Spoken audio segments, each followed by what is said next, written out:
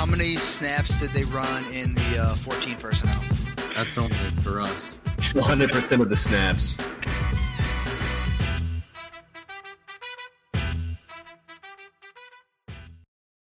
What's going on, guys, and welcome in to 14 Personnel's edition of the 5-Minute Debate. This is going to be a YouTube series for all of our YouTube subscribers and anyone who is interested in the 14P pod, or you follow us on Twitter. So make sure you subscribe if you aren't already. Hit the bell so you get notifications on any content that we are releasing, whether it be 5-minute debates, player profiles, episodes, you name it. It's all going to be right here on this YouTube channel. So today, like I said earlier, we are doing the 5-minute debate. And so what this is we are breaking down two players whose ADP in Dynasty is really close, and we're picking the guy that we want in Dynasty leagues. And so we're kicking it off this week for the running backs, and we are talking Nick Chubb and JK Dobbins. And you can see there's two of us. There will always be two of us. So we're going to rotate in and out, but it's going to be the whole 14P team. But Justin, my man, you can kick us off here with Nick Chubb. Let's hear it. Why are you going Nick Chubb in Dynasty leagues over JK Dobbins? Yeah. So I think the argument is kind of simple here, and I understand the age issue. That is the key thing everybody's going to bring up, but he is a young 25 in the sense that he's only eclipsed, I'm looking at the numbers here, 225 touches once in his career so far. He's going into year 4, and that kind of low touch rate is what's going to extend his career. Kareem Hunt is there, who will take some work, but Nick Chubb's the better runner. He's the better runner. He's the better running back, and he's phenomenal in the pass game still. So those are the type of things you look for. I really believe this coming into 2021, he could be the running back 1 this year. If he sees 225, 230 carries, and he could easily catch 30 passes. That's not outside the realm of possibility. He could be finished as the RB1 in 2021 and still have that long-term potential for another 2 to 3 seasons. Yeah, no, that's interesting. If you've listened to 14P before, or you follow me on Twitter, you guys know that Nick Chubb, I think he is probably the best pure runner in the NFL. End of debate. End of debate. But we're talking Dynasty here, and that is important. I think Nick Chubb is still going to be a solid player for the next couple of years, but I don't know if he will necessarily be in that RB1 category for very long. And I know you said he's only been in the year or only been in the league for 3 years, but he is going to be 25, or is he going to be 26? 25. He's going to be 25. He just turned 25.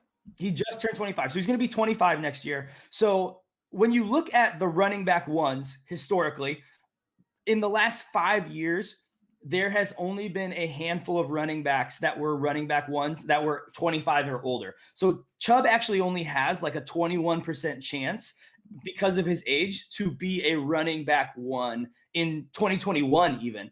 And it plummets once he hits 26. And so I'll say, I don't think all running backs are built the same. I understand that argument historically. Plenty of guys fall off, but I'm willing to bet a good amount of that 21% are the running backs that sign a second contract. And I think Nick Chubb falls into that category. I believe he's going to hold out a little bit during training camp. I don't expect him to miss games necessarily, but I'm not necessarily worried about his value this year or the following year. In 3 years, it's a different story. I'm with you. 27 that's terrifying. But in a startup, I'm looking at a 2 to 3 year window and knowing if I get Nick Chubb, there's a good chance I greatly increase my chances of winning this season compared to JK Dobbins. So, and I don't disagree that I think these two will be really close when it comes to not just dynasty value, but I think next year even they actually could be pretty close, because when you look at this, you talked about a 2 to 3 year window. First of all, Chubb's going into his 4th year. Second, Chubb, when you look at the guys who are running back 1s in the NFL, in fantasy, there has only been 7 instances in the last 60 RB1s where someone had less than 35 receptions. There was 7 instances, and they were all done by 4 players. And I will give you, Nick Chubb was 2 of those 7, which is great. Boom. But again, he's going into his 4th season. He's seeing an average of a 53% snap share. And since they got Kareem Hunt, that is been right where he's at, right around 55% snap share.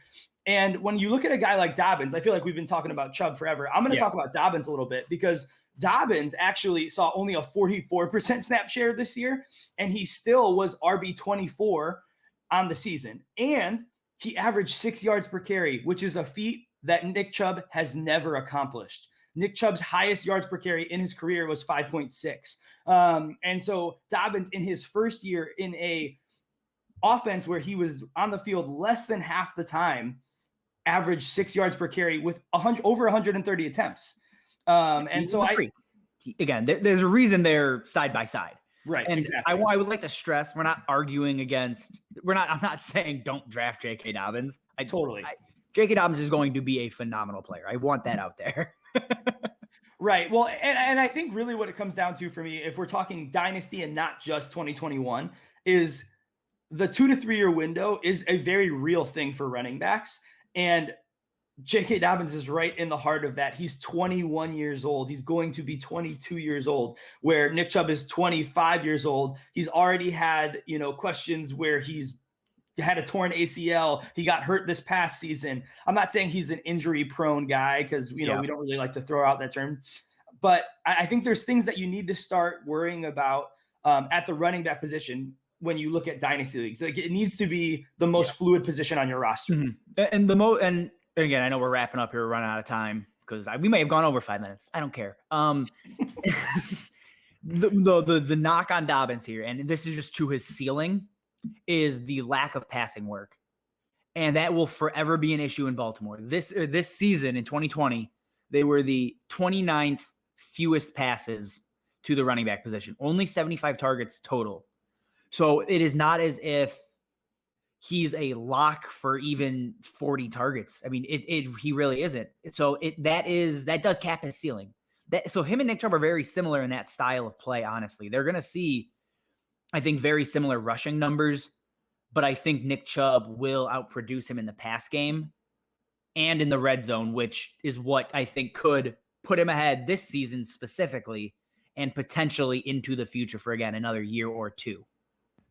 Yeah. So, and I think this is kind of why we differ on this, is because I actually think Dobbins will outproduce Nick Chubb in the passing game. Chubb is averaging something like 22 receptions per year.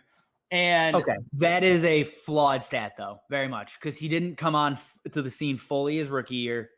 And JK Dobbins also didn't. Correct. No, that is fair, but I'm just looking at total passing numbers in Baltimore. Right. And 2019, he saw, 50 targets. So they throw to the running back. That is there, which is not in Baltimore.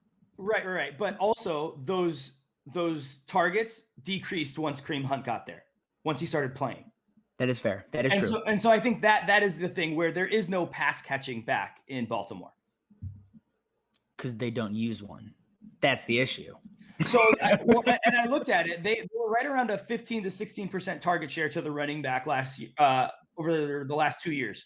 And so them losing Mark Ingram, who you don't think in general is a big pass catcher, actually caught a good amount of passes. Not this year, of course, but in his past with Baltimore. So I do think Dobbins could get around 30 to 40 targets this in the coming year. That's fair. Again, it's not out of the realm of possibility. I'm personally not banking on it, but I hear what you're saying. Yeah.